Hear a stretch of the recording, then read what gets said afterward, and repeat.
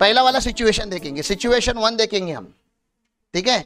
ये क्या लग रहा है आपको, ये क्या है, ये क्या है, ये ब्लैक कलर का क्या दिख रहा है आपको, घर दिख रहा है।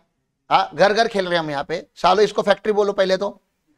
हाँ, ये फैक्ट्री है, ठीक है ना, घर जैसा दिख रहा है, लेकिन यार मैं घर में थोड़ी ना क्या गुड्स बनाता हूं, हम बिजनेस की बात कर रहे हैं ना। तो ये क्या है, हाँ फैक्ट्री है, थैंक यू, ठीक है ना। तो फैक्ट्री में क्या बनते हैं, तो फैक्ट्री में गुड्स बने, ठीक है ना। गुड्स अपने लिए रखे क्या फैक्ट्री ने, नहीं, गुड्स किसको दिया जाएगा, एजेंट को। फैक्ट्री गुड्स किसको देगा, ये समझ रहा है, फैक्ट्री गुड्स किसको देगा। हाँ, तुमको अभी वो नहीं समझ रहा है, मैं आपको यहाँ पे और एक बताता हूँ, ठीक है ना। आप यहाँ पे से ना एक ट्रक बना देना, ये तो बना लोगे ना ऐसे, ये ट्रक है क्या, फैक्ट्री से क्या निकले गुड्स, किसके पास गए, और एजेंट ने इसको मार्केट में बेचा, एजेंट ने वही ट्रक उठा के किसको बेच दिया, और यहां पे इनवॉइस इशूड किसने किया, एजेंट ने किया। ये समझ में आ रहा है आपको, इनवॉइस इशू किसने किया। तो यहां पे ये एजेंट इंडिपेंडेंट एजेंट है, तुमको समझ रहा है, वो खुद आइडेंटिफाई कर रहा है हमें गुड्स किसको बेचेगा, क्या प्राइस पे बेचेगा, वो खुद ही आइडेंटिफाई कर रहा है। ये एजेंट इंडिपेंडेंट एजेंट है ना।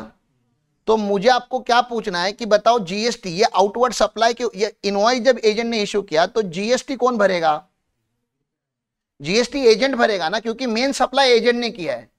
तो इस गुड्स का रॉ मटेरियल का आईटीसी किसके पास पड़ा हुआ है, ये फैक्ट्री के पास रहेगा ना। अरे बाबा, रॉ मटेरियल किधर आया रहेगा, इधर आया रहेगा ना रॉ मटेरियल, और रॉ मटेरियल का आईटीसी इधर पड़ा होगा। तो तुमको समझ रहा है प्रॉब्लम क्या हो रहा है, इनपुट का आईटीसी मैन्युफैक्चरर के पास है और सेल किसने किया है, एजेंट ने। तो बीच लिंक टूट रहा है क्या बीच में आपका, समझ रहा है। अब एजेंट क्यों बेच रहा है, क्योंकि प्रिंसिपल फैक्ट्री जा जाके शहर शहर में बायर आइडेंटिफाई नहीं कर सकता, तो एजेंट के थ्रू ही ट्रक जाना था। अब एजेंट को एजेंट बोलो, डिस्ट्रीब्यूटर बोलो, होलसेलर बोलो, उसके नाम अलग अलग होंगे। बात ये हो रही कि लास्ट फाइनल सेल जो है वो मैं नहीं कर रहा, वो कोई और पर्सन कर रहा है, समझ में आ रहा है। यहां पे और एक फैक्ट इंपॉर्टेंट है, क्योंकि हम 7(1) की बात कर रहे हैं, मतलब विदाउट कंसिडरेशन की बात कर रहे हैं। ये बहुत इंपॉर्टेंट पार्ट है कि ये सप्लाई ऑफ गुड्स हुआ है विदाउट, क्योंकि एजेंट को जब ट्रक दिया गया तो एजेंट ने मेरे से गुड्स बाय नहीं किए, लेकिन एजेंट मार्केट में बेच रहा है। ऑब्वियसली हम दोनों का कॉन्ट्रैक्ट उतना स्ट्रांग होगा, मेरा उसके ऊपर भरोसा उतना होगा, समझ में आ रहा है आपको। तो अभी हो क्या रहा है, समझ रहा है क्या, आउटवर्ड सप्लाई कौन कर रहा है, एजेंट। इनवर्ड सप्लाई किसके पास हुआ है, तो मैन्युफैक्चरर को क्या करना चाहिए अभी लॉजिकली, जो उसके पास आईटीसी है वो क्या करना चाहिए, पास ऑन करना चाहिए किसको, और एजेंट को पास ऑन करने का तरीका क्या है। कोई भी बंदा प्रैक्टिकल बताओ यार, लॉ छोड़ दो, मुझको मेरे यहां का आईटीसी आपके यहां पे ट्रांसफर करना है, तो क्या इशू करना पड़ेगा, इनवॉइस इशू करना पड़ेगा। लेकिन फिर आप बोलोगे अरे सर पैसे नहीं आए, पूरे जीएसटी लॉ में किधर लिखा कि पैसे आने के बाद ही इनवॉइस इशू होता है। Can you issue without consideration, yes we can issue invoice without consideration, इसलिए तो इसको डीम सप्लाई बोला गया। और अभी आपके पास चॉइस नहीं है नहीं इशू करने का, करना ही, क्योंकि हम रिक्वेस्ट नहीं कर रहे प्लीज, हाँ इनवॉइस इशू बता रहे, डिक्लेयर कर रहे कि ये सप्लाई, इसके ऊपर टैक्स लगता है, आप इनवॉइसिंग करो, क्लियर है। तो भैया जब यहां से, अभी यहां पे देखो, यहां पे देखो, ये देखो, ये देखो, ये इंपॉर्टेंट, यहां से जब ये डीम सप्लाई माना जाएगा तब यहां पे जीएसटी लग जाएगा और उसका ही आईटीसी किसको मिल जाएगा अभी। अब आउटवर्ड सप्लाई, अभी देखो बैलेंस हो गया, अब आउटवर्ड सप्लाई कौन कर रहा है, एजेंट, और उसके पास ही क्या है इसका। तो हमने ये पूरा पैरा बनाया क्यों,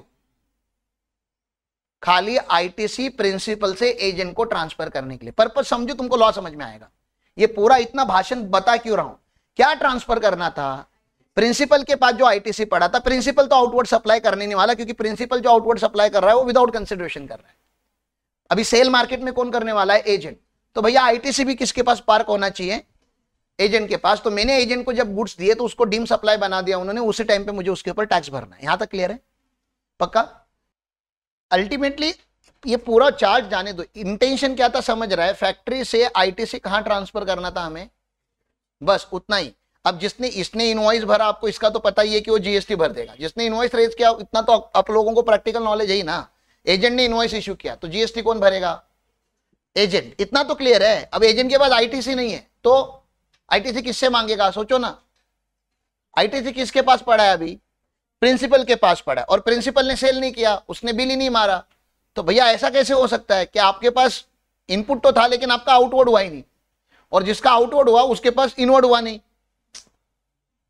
आउटवर्ड सप्लाई किसके पास है? एजेंट के पास। इनवर्ड सप्लाई किसके पास है? प्रिंसिपल के पास। तो अभी क्या बच गया? अभी मिसिंग फिगर में क्या बच गया? फैक्ट्री से एजेंट को सेल मारना रह गया है, वही तो ये बता रहे मार दो। फिर इसमें खाली कोई इतना चिल्ला चिल्ला के बताने जैसा क्या था? कंसिडरेशन नहीं आता। अभी जब माल जाता है, टेम्पो निकलता है, ट्रक निकलता है, तो कंसिडरेशन नहीं आता। वही वो बता रहे हैं कि आज नहीं तो कल आ जाएगा ना, लेकिन एजेंट पैसे लेके भागेगा नहीं ना। हमें खाली लाइबिलिटी को पोस्टपोन नहीं करना है। जब ये ट्रक निकली तभी इनवॉइस इश्यू कर दो, क्योंकि तभी ईवी बिल भी इश्यू करना पड़ेगा और उसी मंथ में ये अकाउंटिंग हो जाएगा तो बहुत अच्छा हो जाएगा। समझ में आ रहा है? ये रियल टाइम बेसिस पे अकाउंटिंग करने के लिए लिया गया स्टेप है। क्लियर है?